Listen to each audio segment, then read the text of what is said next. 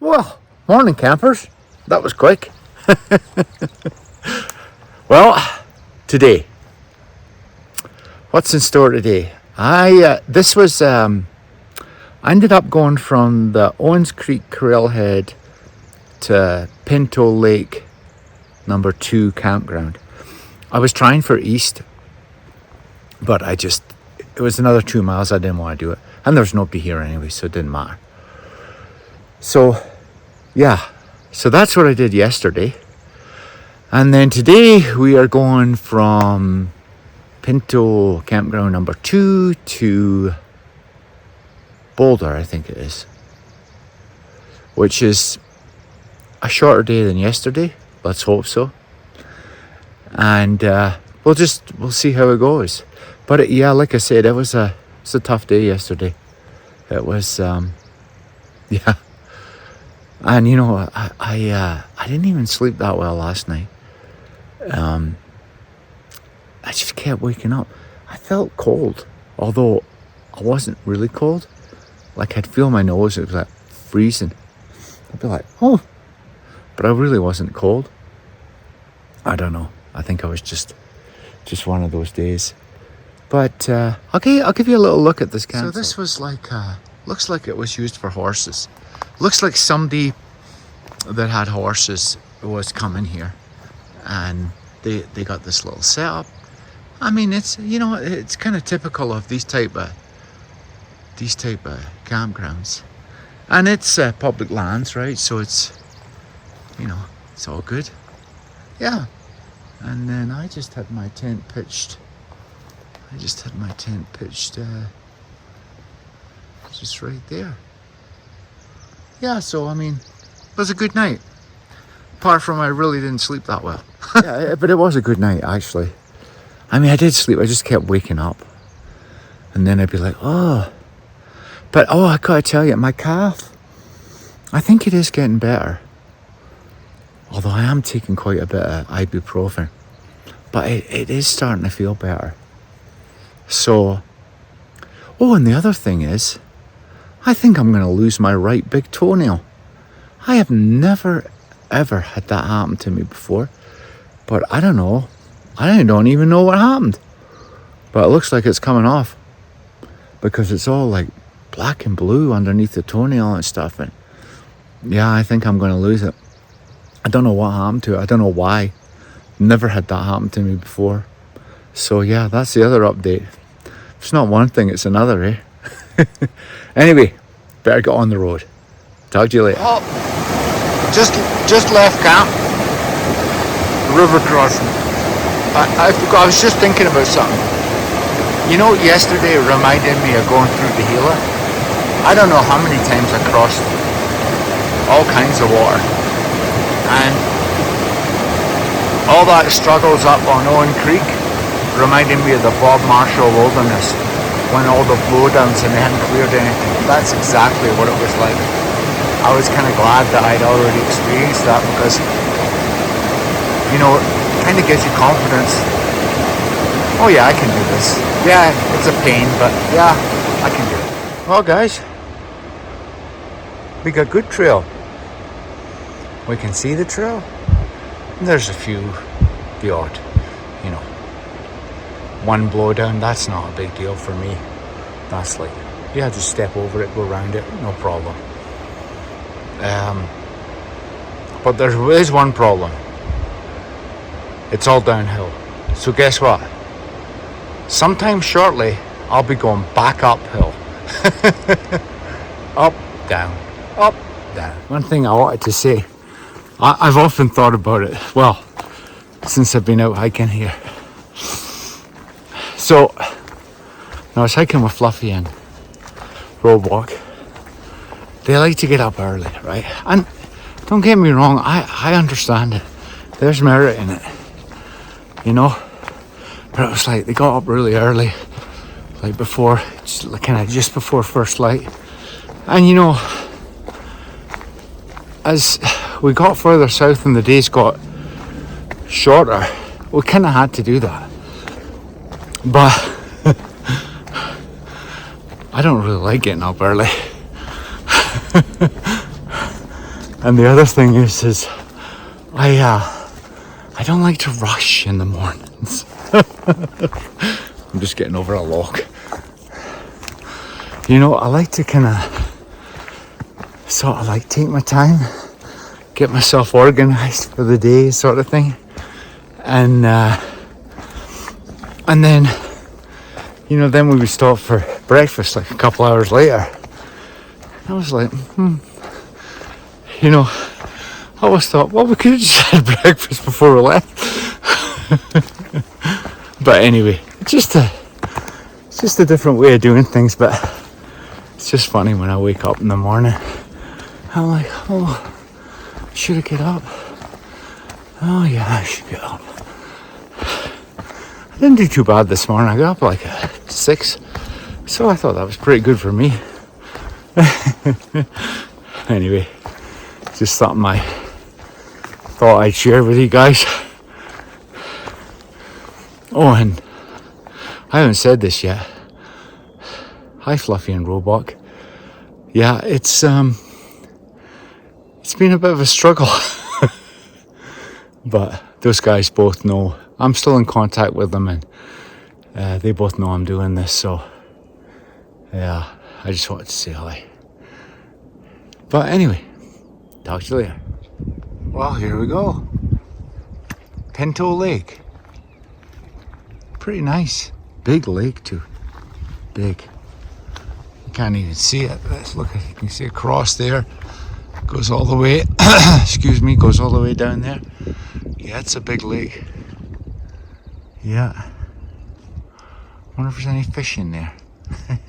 I'm sure there is. Well, I know you guys probably can't read this, but it's actually quite interesting. In the fall of 1923, Frank Pierce, his wife, their daughter, Maxine, and one cow moved out to this something cabin on the east shore of Pinto Lake. The lake is the headwaters of the White Goat River, later named Clean. During the winter, tragedy struck Frank. He accidentally shot himself in the arm with a shotgun. Because of complications and the remoteness of one of the area, Mrs. Pierce was forced to amputate his arm. The family had no hope of getting out during the winter, though remarkably Pierce was able to carry on as doctor, nurse, and family provider until someone chanced upon them. In the early June 1924, the nearly impossible happened when the family was discovered by a party of First Nations. The First Nations, in turn, notified the authorities in Nordegg, where a rescue party was quickly assembled. The rescue party, consisting of 3 officers in the Alberta Provincial Police and something else, and Watson, removed the Pierce family on June 1924. The inscriptions carved the rescuers the moments of the family's brush with fate and their spirit to carry on. These as stood, the wind blew down. The Alberta government moved. Wow, isn't that something? I'll just stand back a bit. Really cool story. So here we are. One of many river crossings that I've done today. I'll tell you what, I'm sure glad I wore the lighter socks, because my feet are wet all day. There's just no way around it. And at least at night they dry out. They actually dry out quite a bit. But I think I'm going to try and get on that bank there, where you can see the rocks, and then it doesn't look too bad going across. I don't really want to take that. I don't really want to go across that log. I think that's a mistake. Because if you fall, you can poke yourself, you know, all kinds of stuff. Wet feet isn't so bad. Anyway, we're gonna see what we can figure out here. You know, I don't want to be too critical because, the Great Divide Trail Association is volunteers. They maintain the trail and they do a great job. They've got like little flags like this, you know, they help guide you. And I tell you, without them, you'd be in trouble. That's for sure. But you know, it's so easy in the woods here. I found that I lose the trail. Like, you know, you can be walking along, oh yeah, everything's good. And then all of a sudden, it's like the trail vanishes. I mean, similar to the CDT, it's the same there. But it's slightly more difficult. And like I said, you know what? The Great Divide Trail Association does a fantastic job on maintaining the trail. But it's like now, you're like, oh yeah, I see a flag up there. See, there is no trail. But I see a flag up there, so that's what I'm going to head for. Anyway, I just wanted to kind of show you what's going on here, and you know, it affects my travel, how fast I'm going, how many miles I can do, like all that stuff. It's it's complicated. A lot of factors, that's what I'm saying. A lot of factors. That's kind of a nice shot, I think. Yeah. Just rolling on down. It moves quick too. Like obviously some are quicker than others, but yeah, even crossing thin up to my knees, if it's moving pretty quick, you feel it. Well guys, here's the trail. I gotta tell you though, I've been in the trees like all day, and a lot of blowdowns, not like big ones, but just constant. Like there's, you know, you just get going, oh, step over another one, step over another one. I mean, it's not like they're thick, but it kind of wears you down after hours and hours. Anyway, get a little reprieve here and get to walk in the river. Check this out, guys. There's the power of an avalanche.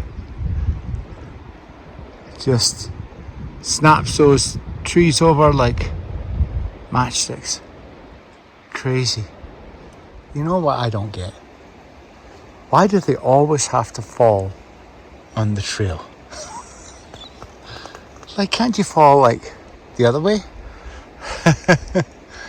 Oh my goodness.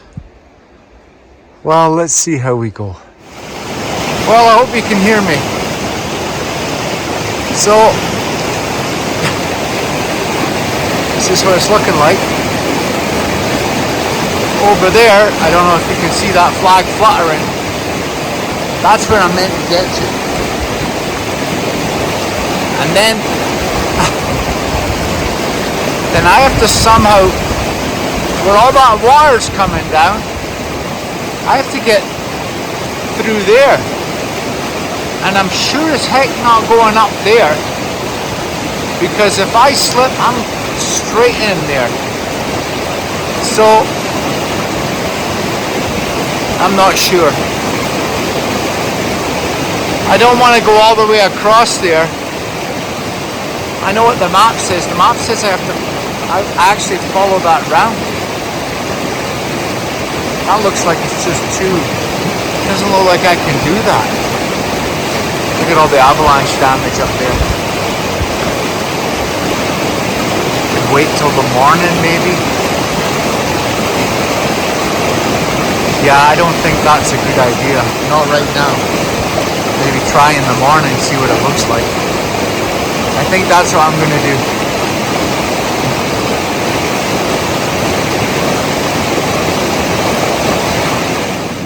Well guys, I made a decision.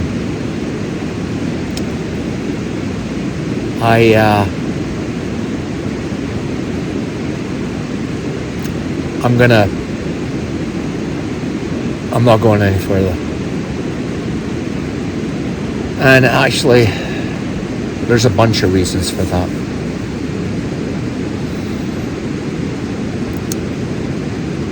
The first reason, well, they're not in any order.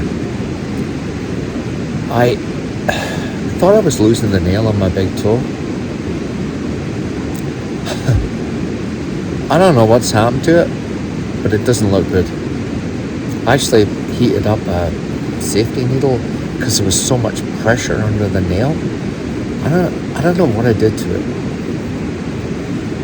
Anyway, I hit up the safety pin and I pierced the nail to let the pressure and all this blood came out. I don't know, and I'm going through water like every day. My feet are soaked all day long. That's one thing. The other thing is my calf. Like, I don't know what's going on with it. I don't know. I've pulled something, is what I think. Strained it. I don't know. I've got that. The other thing is, if I'm really honest,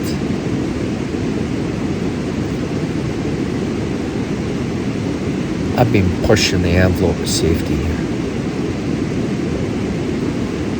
Like, there's nobody else out here but me. Like, doing what I'm doing. And, you know, all those things combined, and then to push the envelope of safety again, it's not a good idea. And you know what? I found this really hard. Like, I have found this, and I knew it was going to be hard. You know? But, I don't know, I just found it really hard. So anyway, I mean, what, this is day 6. And you know, I have another 3 or 4 days to get to Jasper. Like, I was sort of telling myself today, I thought, you know what, get to Jasper, 3 days off. You know, I was thinking about all that stuff today. But then when I saw that water, and I'm like, Andy, this ain't gonna work. And the other thing is, because, see, when I bail, it's gonna take me 2 days to get to the road. And then, you know, who knows what it's like north of Jasper? Like, because remember, I'm heading north. I don't know. So I just think, you know what? It's really unfortunate. We had all that snow in June. And I'm too early. That's really the bottom line.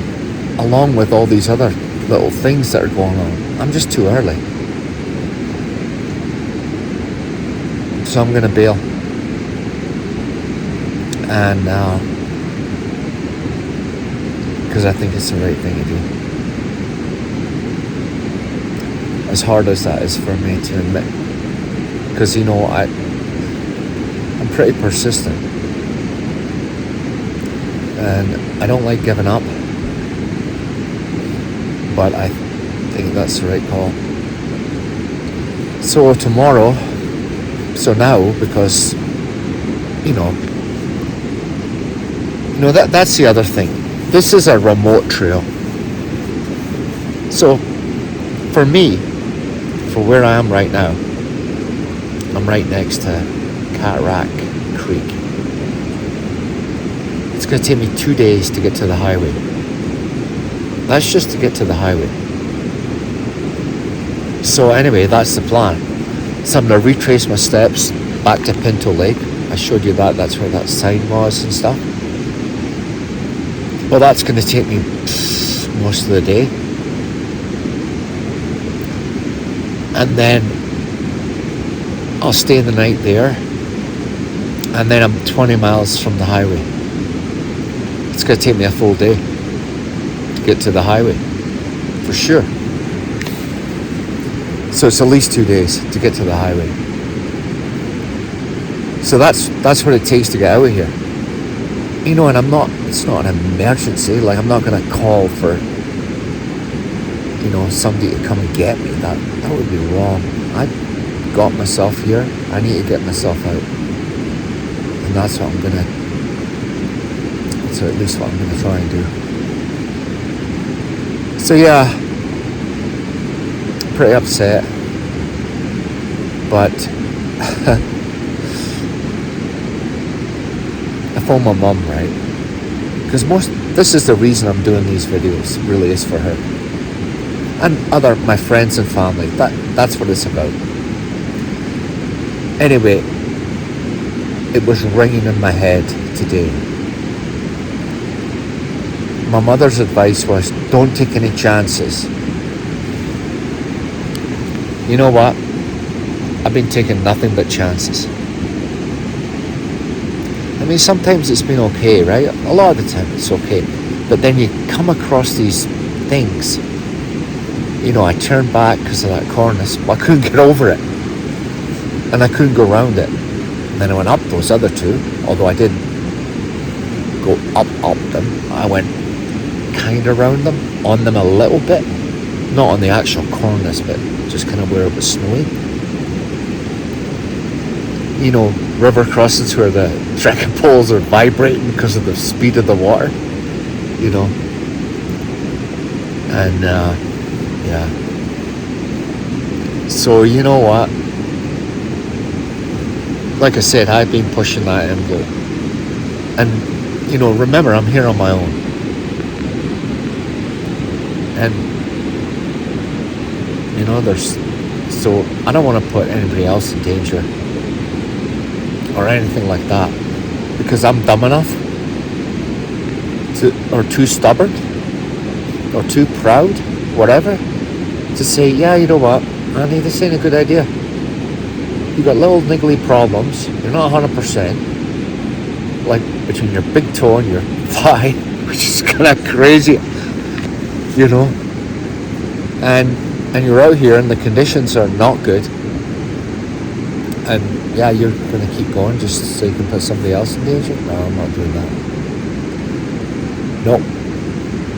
That's not what it's about. So anyway, hope you guys had a good day. I had a good day though. I'm actually kind of happy with my decision now. I wasn't at the start, but now that I've had time to think about it, I found a way out. I think that's the right move. So anyway, hope you guys had a good day and you're having a good night. And I'm going to get some rest. And it's good night from me. Good night.